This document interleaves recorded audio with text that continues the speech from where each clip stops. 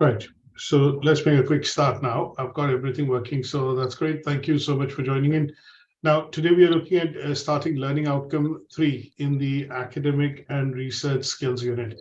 Now, so far, as you can see on the unit specification, we've discussed learning outcome 1, which was more about self-assessment and looking at, in self-assessment, we looked at English language skills, our English language proficiency in particular for reading, writing, speaking, and listening. And then we also looked at understanding how do we identify and broadly classify our skills into hard and soft skills, look at doing a bit of a SWOT analysis, and then develop that SWOT analysis and the English proficiency that we have done, take that and then compile that into what is called a personal development plan. In the second, learning outcome, we basically went into understanding what is, the basis of research, why research is mandatory, why research is done, and, essentially looking at understanding, the different types of research. And this, when we looked at, we went into doing a bit of a slideshow to try and understand the various sources and data and techniques through which we do, primary and secondary research. Now, in addition to this, what we are looking at is today doing learning outcome 3, which has 2 assessment criteria. And these 2 assessment criteria basically look at the bit on what is called note taking. Now, as you're attending one of the lectures with me today, one of the things that you would note is that sometimes you make or jot down important points while the discussion is happening. And these important points that you jot down would be treated as notes that you're taking. Now, there are different techniques and different ways in which you will, make notes and, or take notes essentially. So these, typically differ from person to person. And the reason why I mention this is because at some stage when you want to recall and recollect, or maybe go back and, revisit some of the discussions that we've done during the course of the lecture, what you then tend to do is essentially look at going through your notes. And notes are going to be summarized contents or summarized or bullet points or points that you've summarized in a way which will allow you to recall your discussion that you have done over the attendance of the lecture. So note taking can be done in a variety of ways, and what we are going to be looking at today is the ways in which we can actually look at note taking. Now, in this learning outcome, we are going to be looking at 2 assessment criteria. One is to look at what are the key points of information that we can get when we are actually looking at making notes. And this process involves active listening and reading strategies. So sometimes when you are looking at listening into me and I'm talking to you through the Zoom meeting today, what you will notice is at some stage is that if I just switch on my video, what you're going to see at some stage is that how you look at taking notes and how you look at essentially, making points that will help you understand what was being spoken about. So one of the things that you do in this process is that you're listening to me very attentively. You are essentially all ears to me, as sometimes we say, in English is that I'm all ears to you. That means you're paying full attention to what I'm trying to say.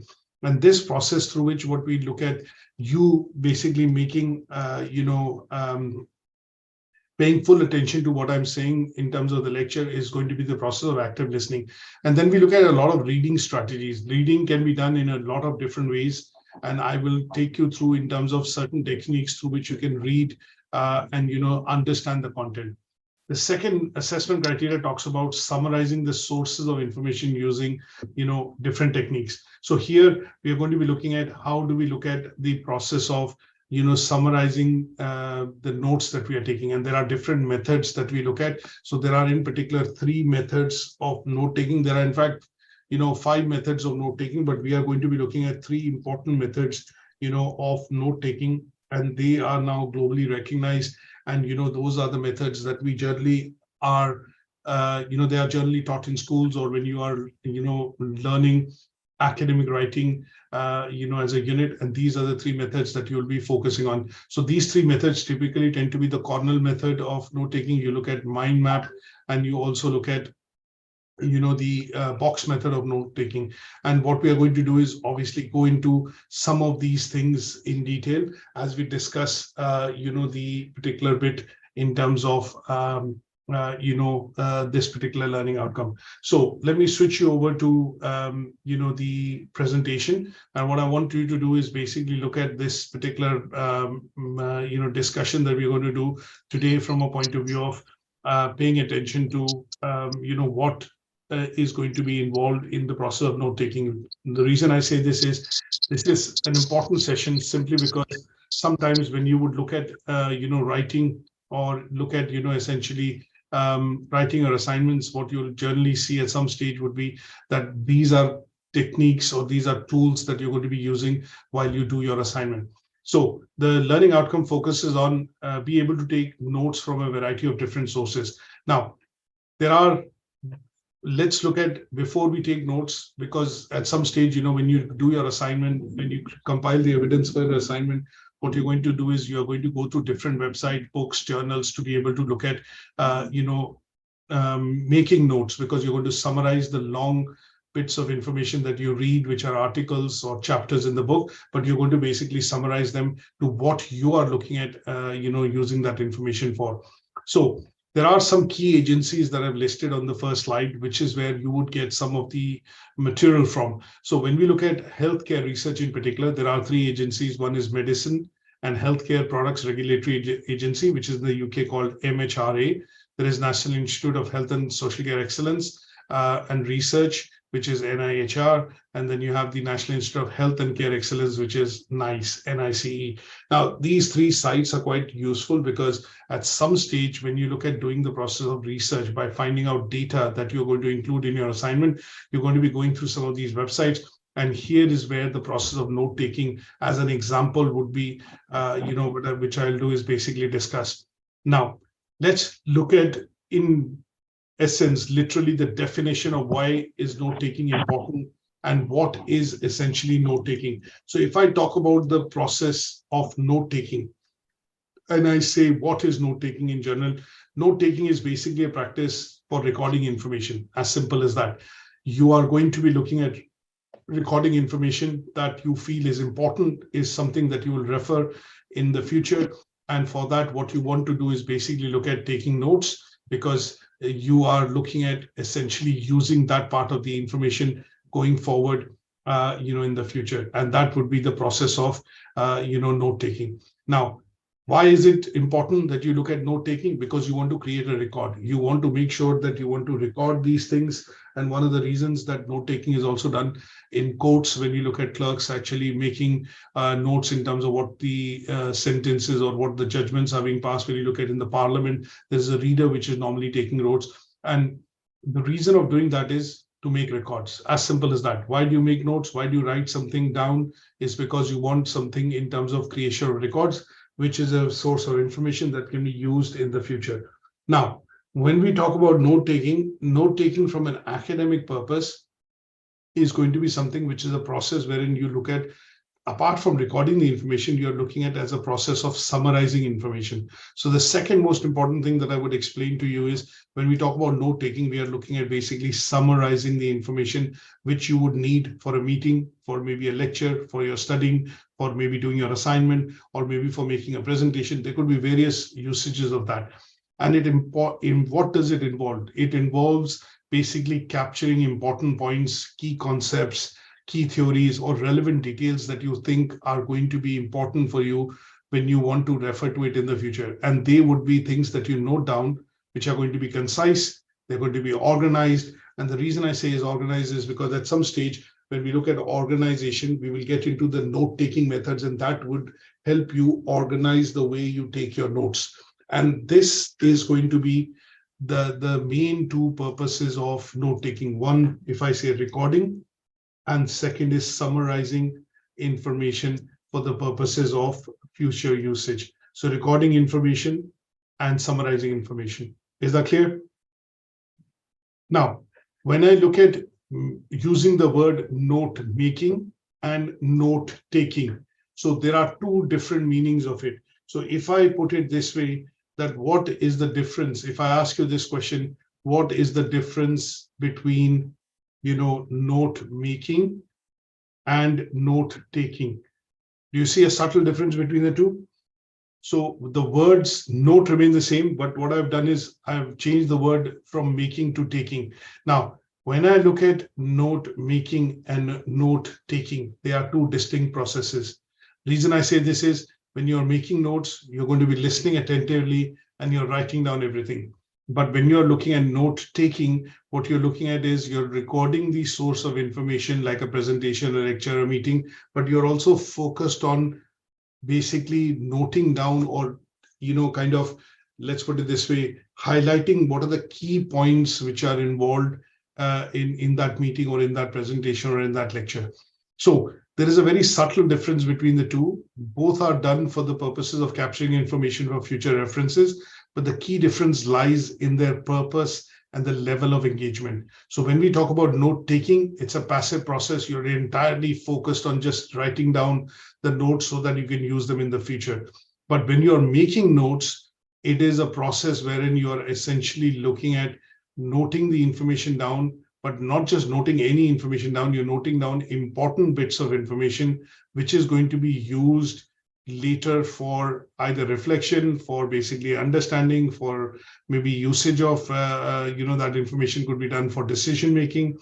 And it will help you, establish why that particular meeting, lecture, conference, or, let's say, a discussion was done. And that would let's put it this way, that would help you highlight some of the key concepts and key things which were discussed during that process. So although both the processes are pretty much similar, but the difference lies in the key difference lies in their purpose and level of engagement.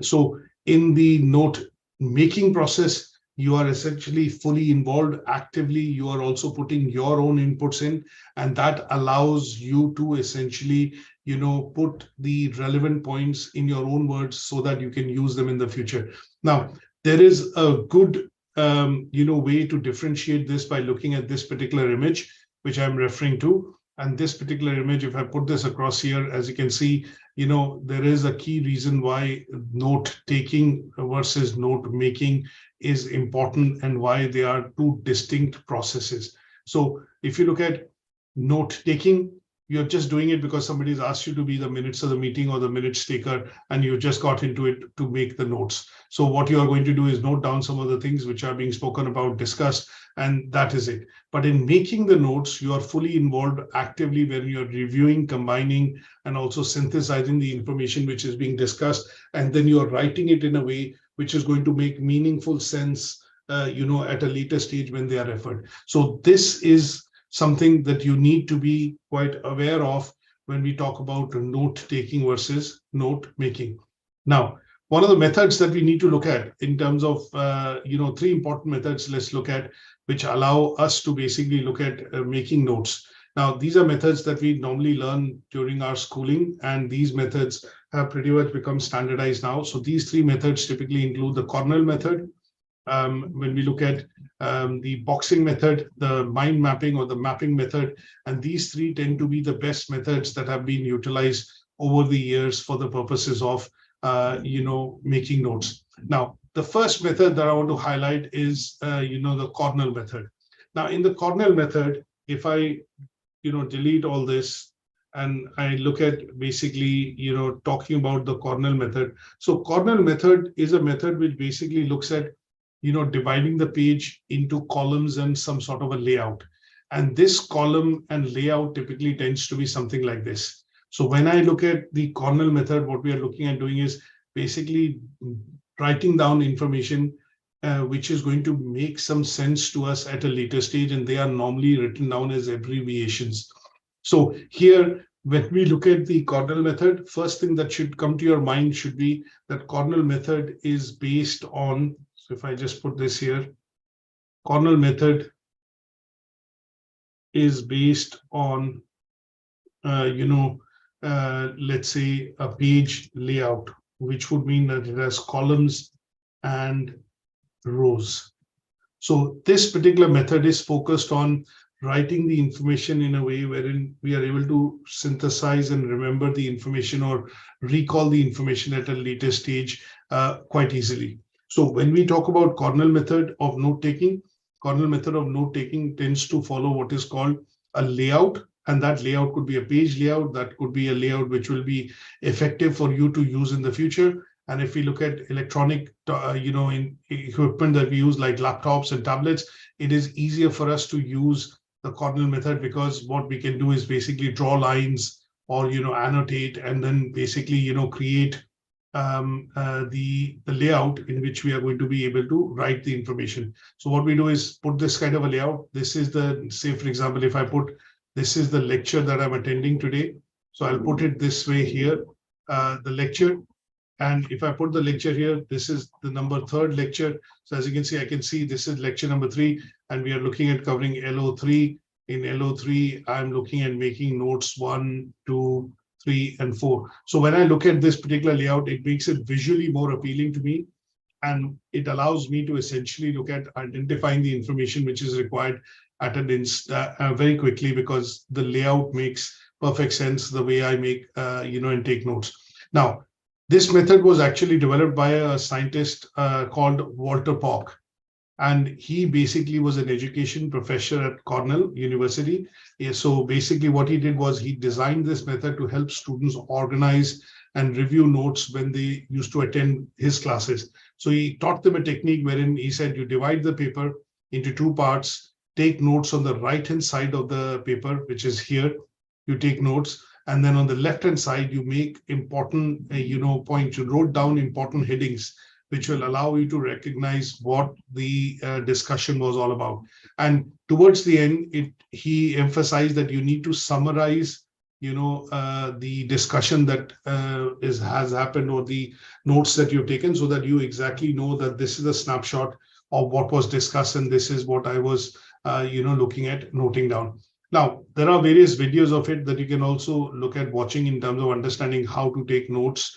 And what I could do is primarily, put some links on down so that you're able to clearly understand that how the Cornell method can essentially be used, for the purposes of taking notes. And one such video that I would suggest that you look at is this in particular. I'm going to put the link here so that you can refer to it later. So let me just put that here. So this particular YouTube video, is a video which primarily would help you understand the process through which, note taking can be done using Cornell method. And I'll put this video on your, chat as well now. So this video is for understanding the Cornell method. Now, the second method that we look at in particular is what is called the mind mapping method. Now, when we look at the mind mapping method, what we are looking at essentially is a tree structure. So if I say the mapping method, and if I delete all this for a minute, so that, we can relate to the mapping method. So here, if I look at the mapping method, what we do is, this is something that we are quite well aware of when we talk about mapping method. A lot of us have used this. So it is like a mind map. And what typically is happening is you're branching out various ideas, starting with the main topic and then branching it out into subtopics, and then finally detailing it out into information questions that you would want to ask. So this particular method typically is used to capture information. The main point is capture information. And what you do is you start with the main theme or the main topic at the top, and then you keep dividing the main topic into subtopics. And this would allow you to essentially understand the connection between the information or different subcategories which are present as far as the topic is concerned. So if I take an example here of, say, for example, the mind mapping method, if I want to understand, for example, human body and systems, and systems. So what I would need to do here is, when I talk about human body, just as an example from a healthcare perspective, you have lots of different systems. So you have circulatory system in the body, you have respiratory system, and I wouldn't write down the word system, but digestive system, you have the nervous system. So these are various systems. You have cardiac system or cardiovascular system. So these are various. There are loads of other systems. You have skeleton system, which is basically showing your bones. Now, if I was to look at, understanding all these systems, because there are lots of commonalities between them, and we are referring to the human body time and again, what I would do is basically use the mind map method. So what I will do is I'll start with the main topic, which is human body and systems, and then I will keep branching them out.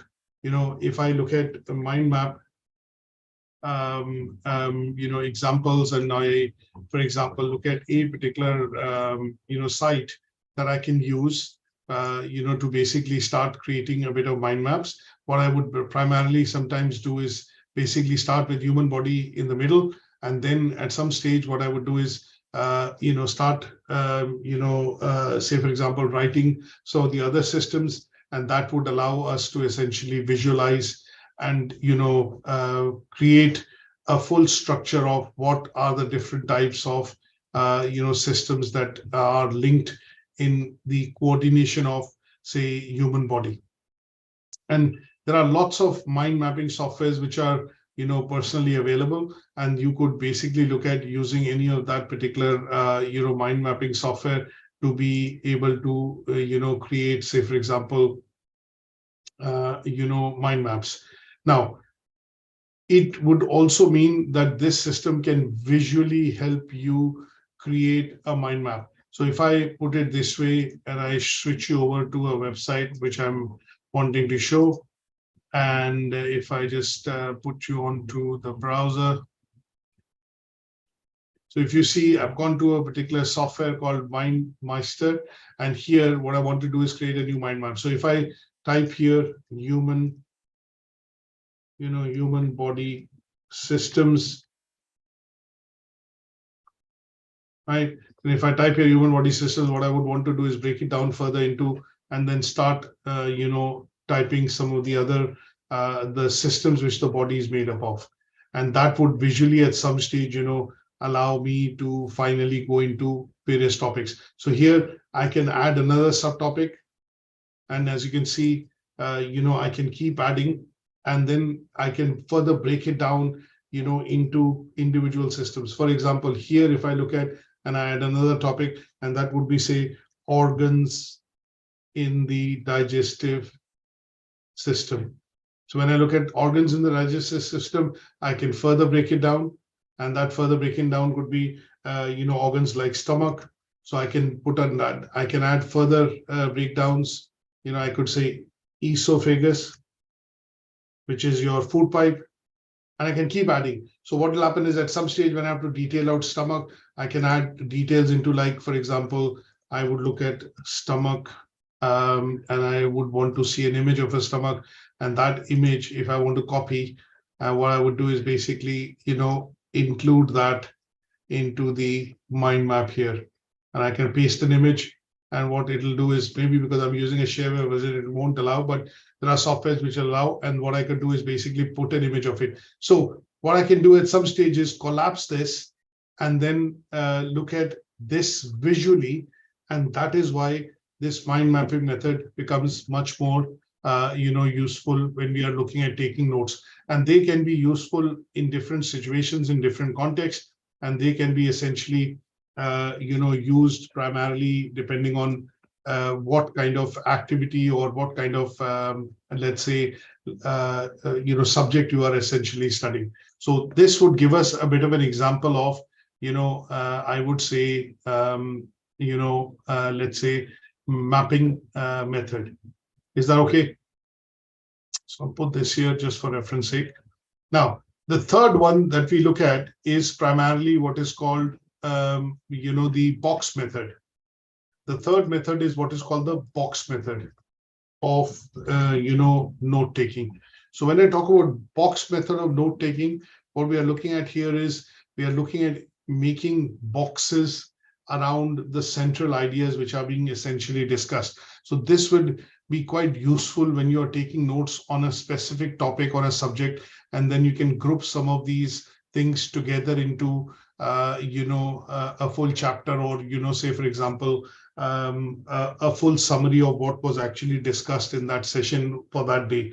So here the idea is to primarily look at writing notes which are specially organized around, or basically core ideas or central ideas. And this would be that what you do is essentially at the end of the day, if there were lots of different things discussed, the central idea being discussed, you basically encircle that into a box. And that helps you to remember that this is what was essentially discussed when we talk about, the session, or for example, related to what was the discussion that was done in the class.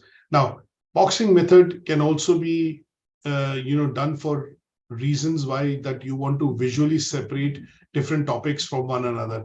And here the idea is that when you're looking at talking about different topics in a particular lecture, then what you want to do is keep the notes that you made separate so that you are able to clearly divide the page into different sections. You have main ideas, you have central ideas, and then in some cases, the central ideas are surrounded into a box so that they are very clearly visible. And what you do is you put supporting details around the central idea, which is like the bullets which have been given here. And this particular method is a visual method which helps you organize information in a hierarchical form. So the box method, the most important point that you would look at is that you will be able to separate ideas into various topics. And the reason why you want to separate ideas into these various topics and box them around is to visually structure and organize information in a hierarchical manner, which could be easier to review and study at a later stage. And that is where I would suggest that you would look at the box method. So these are three very important methods that you can look at primarily for the purposes of making notes. Now, one of the other things that I want to point out very clearly is that when we look at the process of note taking, there is something that we keep in mind, which is called the 5 R's, because some part of the information that you are actually noting down is being done, in real time. What you need to be able to do is you need to be able to note down this information in some sort of a priority, or it should help. This particular 5 R's technique of note taking essentially helps you take notes effectively. So they basically include things like record, reduce, recite, reflect, and review. So what you want to be able to do is when you are making notes, like I'm giving a lecture today, and you are looking at taking any notes, or at your end, you're writing down some of the key points which are being discussed. What you're looking at doing is you're first of all recording the key bits on the lecture. That means key bits being today's discussion is on academic and research skills unit. We are looking at learning outcome 3. And in learning outcome 3, we are covering the process of making notes and taking notes. That is what you're essentially recording. Now, what you want to do is, there's a lot of verbatim which I'm talking about. There's a lot of things which I'm speaking. But what you want to do is when you're making notes, or you're essentially, taking notes in this case, what you want to do is record and reduce some of the excess things which you might be able to, understand, but you don't need to record or take notes on everything. So here the idea is you're looking at writing down the key bits that are being discussed. So if I'm summarizing the lecture, I would have gone into things like learning outcome 3, the 2 assessment criteria. The main discussion point is around note making and note taking. And note taking has 3 different methods. That is where what you've done is you've done away with everything else. You've only noted down the 3 key important bits which are being discussed, and that is you're effectively reducing the excess verbatim which can be captured later. But what you're doing is looking at essentially noting down the important points. Then you're obviously reciting some part of it, because you are writing it down in your own words, and that would be making it easier for you to remember. So if I have to go back and say, what is the box method? So the box method is a method which is primarily used to visually, structure hierarchically the ideas which are being discussed, and that follows a hierarchical structure. So they can be main points of discussion and then sub points of discussion. So this is where you look at writing it down in your own words, and then you're reviewing the information in terms of what you've actually written. And does that make sense? Does that help you recap and recover and summarize what was discussed in the lecture? As long as it does that, that has been effective in terms of the process when you've taken notes. So remember the 5 hours of note taking. Is that okay? Any questions on this so far?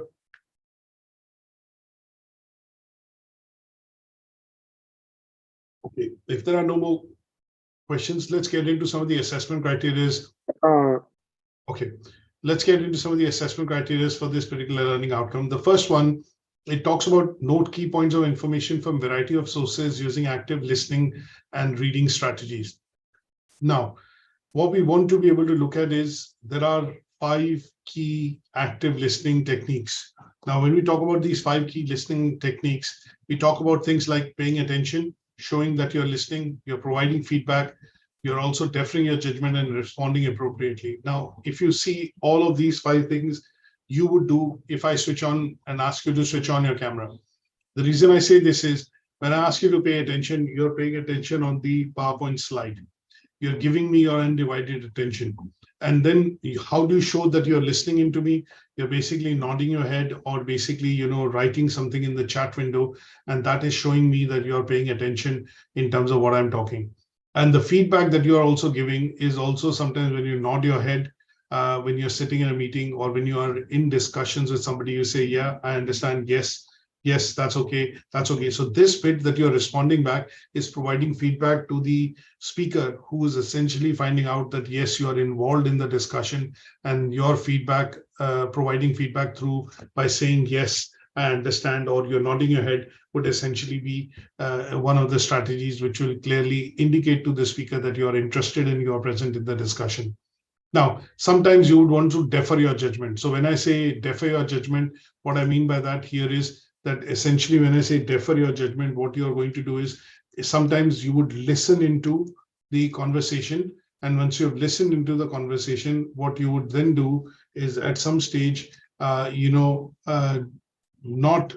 immediately respond back to what is being asked for. You would basically defer your answer or your response to a certain extent by either just smiling or maybe saying something about, the way you sit if you were having a discussion in the room, or in some cases, just basically nodding your head, but say, okay, I'll respond to it later. I want to listen into the full discussion and then I'll come back to you. So what sometimes you do is you're listening in, you're basically being a part of the group discussion or a brainstorm which is happening, but you're evaluating the ideas and you're going to restrict your judgment and come back to by giving your opinion about it at a later stage. And then when you respond appropriately, that means if a question is asked and you respond in the manner that you understand the question and you respond in a way that you understand what is being spoken about, then that is also showing that you're listening actively, to the discussion which is happening. Now, there is a bit of a video which you can obviously watch, and this video basically looks at talking about what is active listening and what is involved in the process of active listening. We'll not look at the video. There is a link on this typically that you can actually go in and watch offline, and I'll put that link here so that you're able to essentially watch that video at a later stage, and this will give you some techniques or explain what is the process of active listening. Now, there are various examples that we can look at when we talk about active listening, but again, there are 3 A's. When we look at theory part of it, there are 3 A's of active listening. Now, the active listening can be broken down into attitude, attention, and adjustment. So when we talk about 3 A's of active listening, what we're essentially talking about here is, we are listening to the discussion as a conscious activity, which is based on 3 different skills. And these 3 different skills are listed down as what are called 3 A's. So one is attitude, the second is attention, and the third tends to be adjustment. Now, when we talk about attitude, what we want to do here is, or talk about attention, what we are talking about is that when we say attitude, the attitude to active listening encompasses you're open, you're empathetic, and you're non-judgmental. That means you would give the other speaker a fair chance to put their perspective across. You're being open to what they're saying, and you want to listen to him. And if it's a topic which requires you to show a bit of empathy, then you would be basically looking at showing empathy. That means you're looking at that the person is trying to explain the meaning or discussion of what they're trying to say by using what is called wide range of experiences that they've had. So when we talk about empathy in particular with regards to active listening, here we are looking at that you're able to relate to the emotions of the user or the other person who's actually speaking to you about a particular topic. And this bit, when we talk in general, would essentially be used to convey your feelings, your emotions, and your perspective to others. And that is why, attitude is going to be important. And attitude would portray that you're being open, you're being non-judgmental, and you're open to listening to people's experiences. And that is where you're going to be mindful of, when I say mindful, you're going to be empathetic towards their experiences. When we talk about attention, we are talking about, active listening would start by giving the speaker or the person full attention. So in my case, I'm your lecturer today, and you're listening into and enjoying the lecture. You're giving me your full attention, and this involves that you're focused on what I'm saying. You're asking me questions. You're away from any distractions. You've muted your microphone, or you've kept away your phone. While if you were doing it face to face as a discussion, you're giving me eye contact and obviously showing genuine interest that you're interested in, obviously in this particular lecture.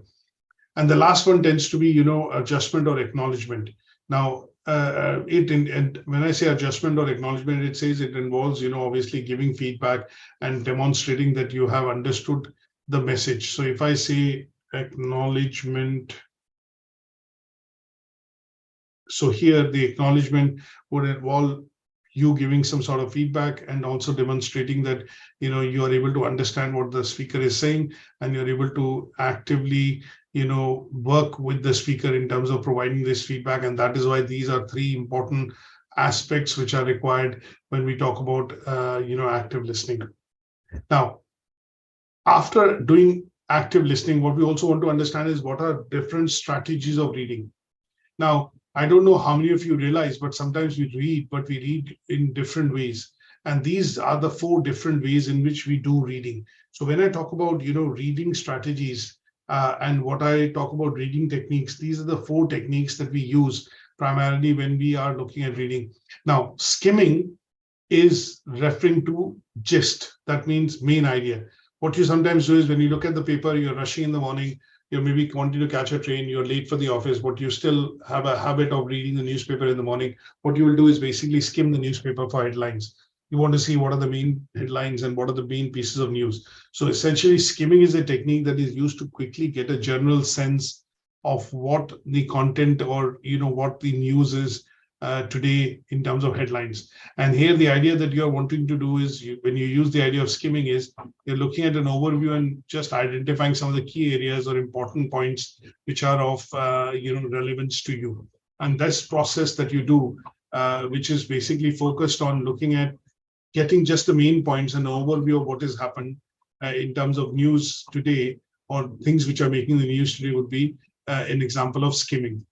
Now, when I look at scanning is slightly different from skimming, because scanning is a method wherein we are looking at finding a certain bit of information. So, for example, if somebody mentioned to you as a friend that, there's an accident which has happened, say a train accident which has happened somewhere in the world. So what you're looking at is you want to read about where the accident happened, what is the reason why the accident happened, what are the fatalities, things like that. And here, what you're looking at essentially doing is basically trying to find that information in the newspaper that you picked up. So what you're doing is essentially scanning through the newspaper to find that particular bit of text or information quickly.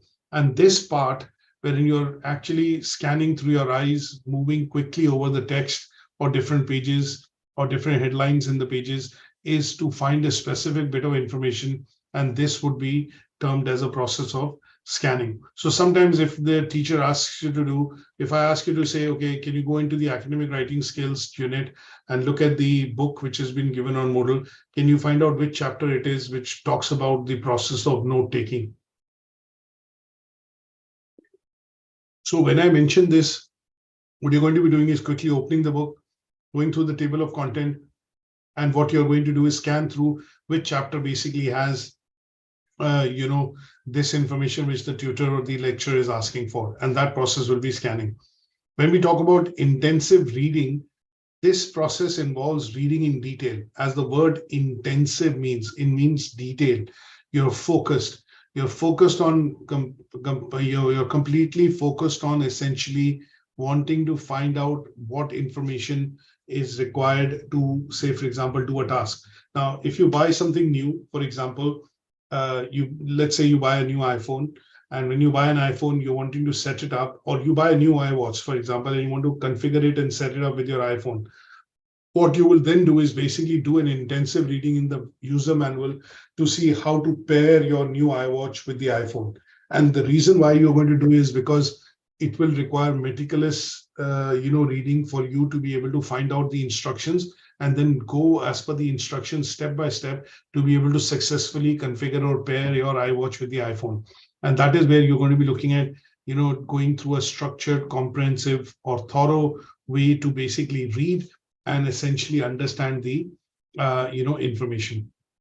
So when we talk about various types of, reading that we can do, what we are looking at essentially at any given stage would be the process through which you look at doing a bit of intensive reading. Now, this part, which I mentioned here, you can also watch a very good video which talks about different types of reading. And these different types of reading, essentially would be covering, this video would be covering all these 4 different types, and it will help you understand why, visually help you understand when you watch this video in terms of why we look at different techniques of reading. Now, last but not the least, when I talk about extensive reading, so when I look at the meaning of the word extensive, it means covering or affecting a large area. So here, when I say extensive, generally what we are looking at is basically talking about extensive reading, which involves reading for pleasure. That means you're reading a novel, you're reading a book, you're reading, say, an encyclopedia, you're reading an article on the web. Now here, the main reason of reading is that you are basically getting pleasure out of it, or you are basically looking at reading that thoroughly to be able to increase your understanding on that particular area or that particular topic. And the goal of extensive reading is to focus on covering length and depth of material. That means you look at books, articles, journals, and there would be different sources in journal that you will refer. When I say the depth, you are looking at different sources to be able to develop your vocabulary, to be able to improve your fluency of, maybe, for example, you're looking at learning a language. Language would be an example of extensive reading, because here, if I'm learning to speak French, I might at some stage have a workbook, I might have a textbook, I might also look at some websites that I would subscribe to try and read French words and phrases on it. I might use flashcards. I might also be looking at watching a French film. And what you're looking at doing is you're actually looking at wide variety of sources through which you'll be able to use that material to build your vocabulary, to improve your fluency, and in general, gain information so that you're able to learn the language. And this would be an example of extensive reading. So these 4 methods have to be understood and covered when we talk about noting down key points of information from a variety of sources, using active listening skills, don't forget the 3 A's, and reading strategies, which are the 4 types, talking about skimming, scanning, intensive, and extensive reading. Is that okay? Any questions on this so far? Any questions? Okay.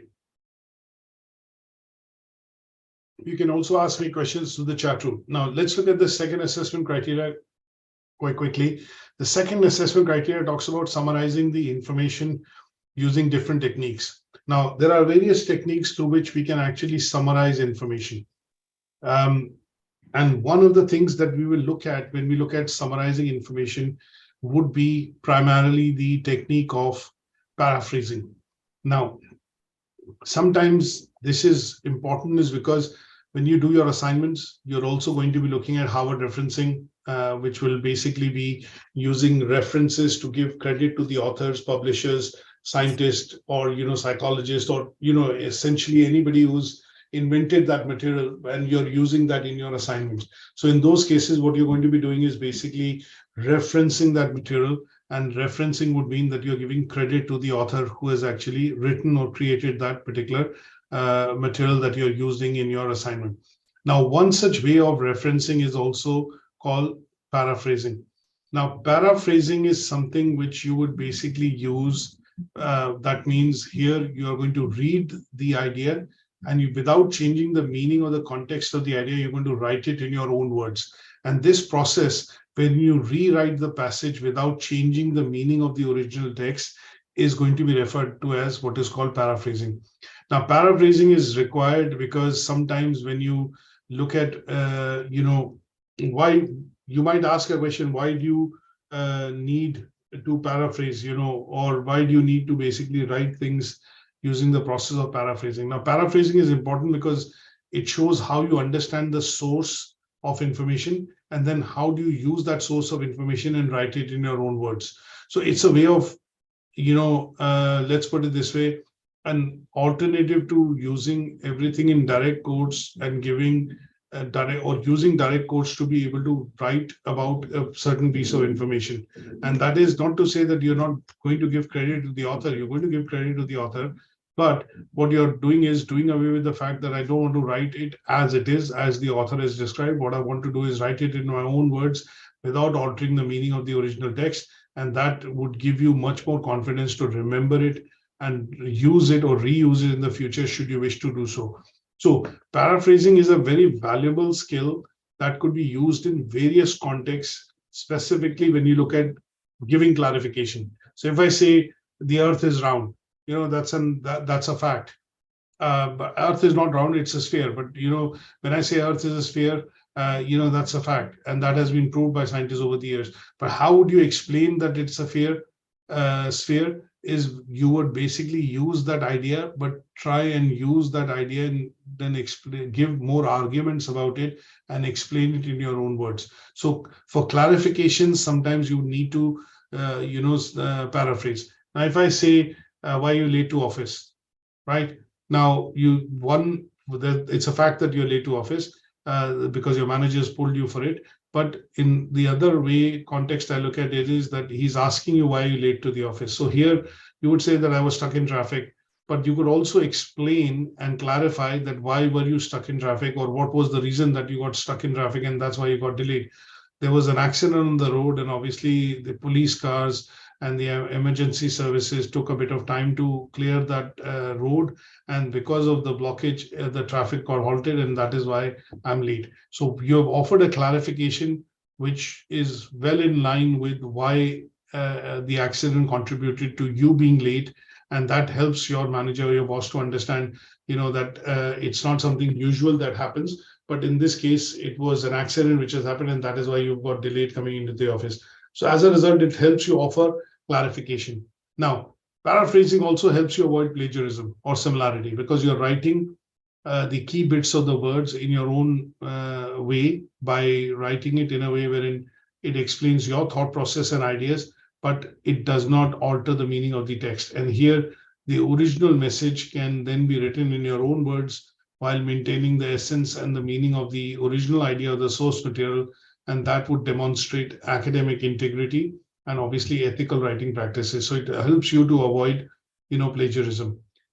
Another option wherein you could look at, why we'd use paraphrasing is that sometimes you need to summarize the information, and summarization of the information can be done in a much more concise and, concise manner. And that concise manner that you use is primarily going to be the process of summarizing. So in a way, it will help you write the same bit of information in your own words.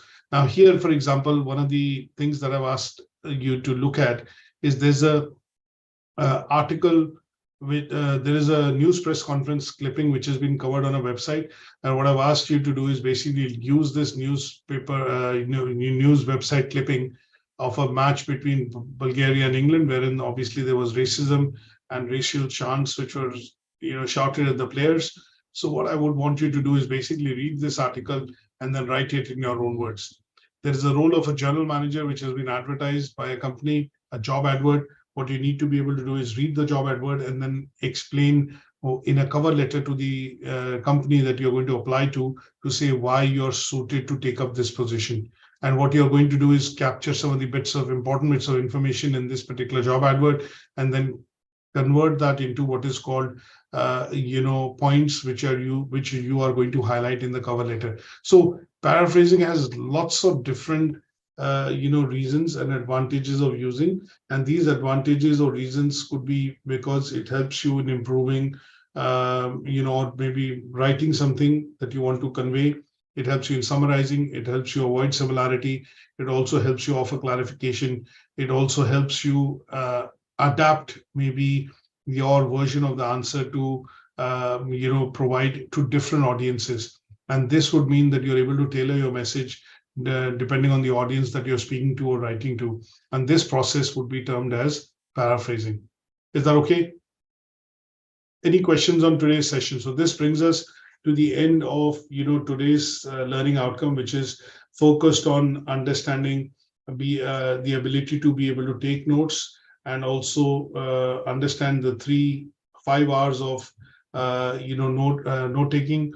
We look at 3 A's of active listening, and then we looked at 3 core methods of note making, and last but not the least, focus on essentially the 4 reading strategies, which is skimming, scanning, intensive, and extensive reading. Is that okay? Any questions on today's session?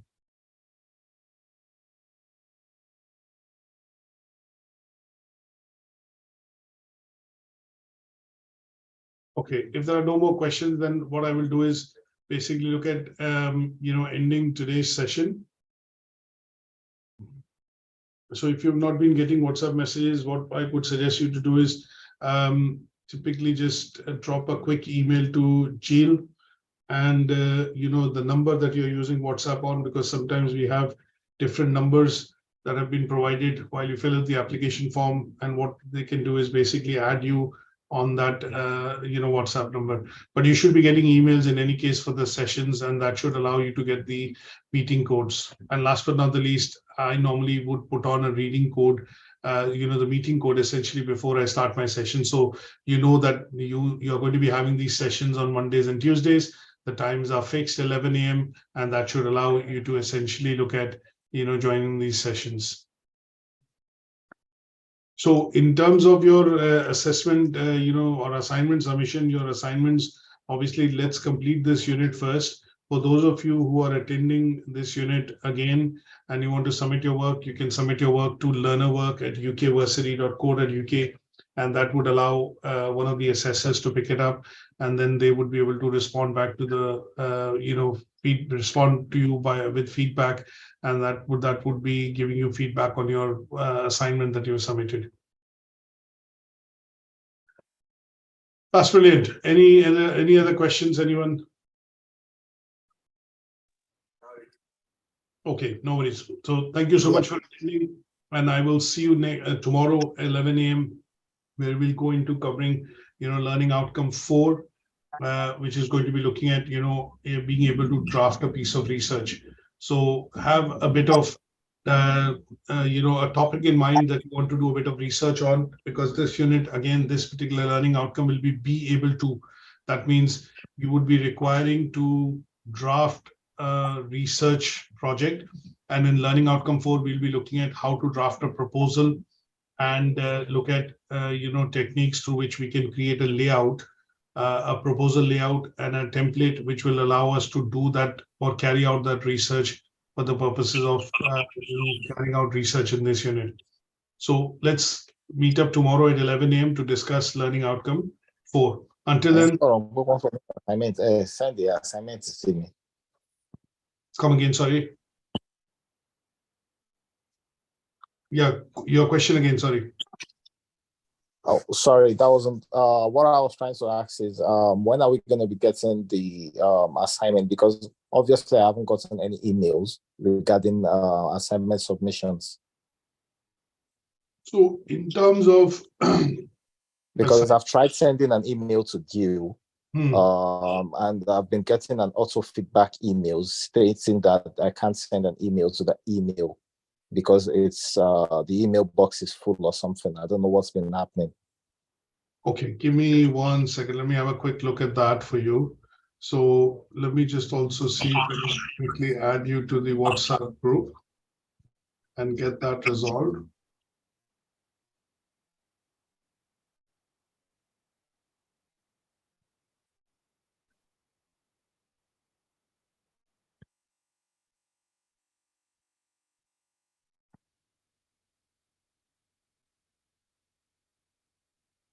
I haven't been added also to any WhatsApp group or anything. So Give me 1 second. Let me just have a quick look on that.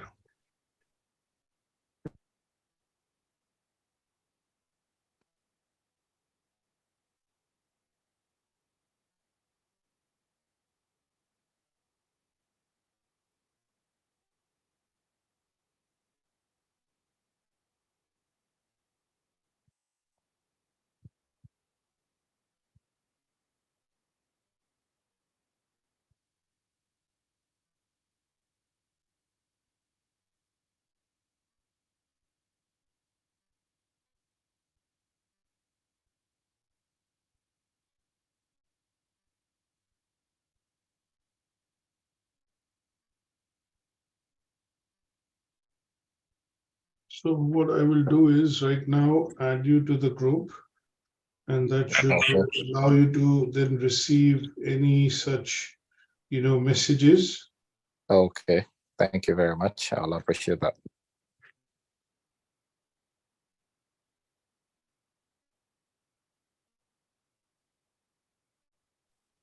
So that would be now 1 second.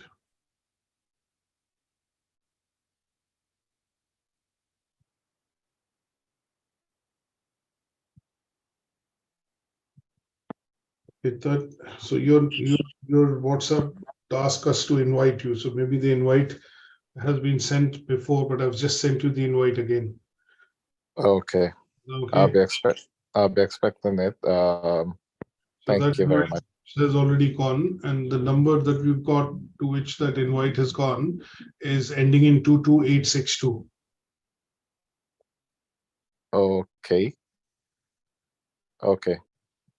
That's the first bit that I want to quickly look at resolving. So you should be able to now, obviously see that group and obviously mention it. Now, the other bit which I've done is I've just sent you the email again. So Chill's email box, you should be able to send an email pretty much straight away. And that should allow you to receive the email invites and other bits with regards to the course. Okay. Thank you very much. I will appreciate that. And so that should be, I'm going to also see Rafael 1 second to you.